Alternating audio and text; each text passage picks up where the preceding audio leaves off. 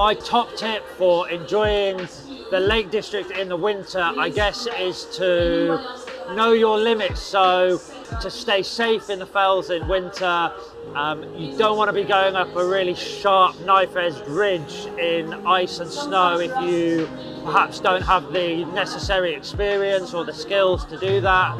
But that doesn't really matter. Like, I'm more of a hiker. I don't try and do really gnarly stuff in winter. The great thing about the lakes is we've got so many amazing small fells, low level walks. You can just really have an amazing experience in the great outdoors, even if you're just on a kind of gentler little hills or gentler walks. So that would be my top tip. My top tip for winter is to know your limitations. Certainly I'm not going to put myself at risk, I'm not going to put my family at risk, and I don't want to put anyone at risk that has to come out and rescue me. So as an inexperienced fell walker, I'm going to make sure that I pick the routes that are suitable for me, suitable for my ability, and make sure I stay safe in the lakes this winter. If you want to do something a bit more serious and explore the fells in full winter conditions when they're covered in snow and ice, it could be a good idea to employ a mountain guide or an instructor. Well, like myself, I'm a mountain guide, and learn the basics of how to use an ice axe, which can be the essential bit of kit, an ice axe. You can use it to stop yourself. We call it ice axe arrest if you slide on an icy slope.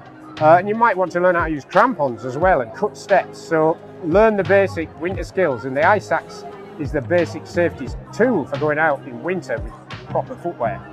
You don't have to go up to the top of mountains, because I don't go to the top of mountains. There's always low level walks around lakes or through woods, through forests, some with views, try and get one with both. It's great, it's really nice, and there's always a nice pub at the end or a cup of tea, somewhere to cosy that up at the end of the walk as your reward.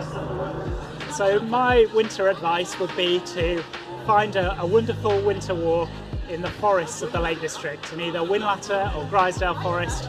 Got fantastic low-level walks amongst beautiful woodland, great in all weathers.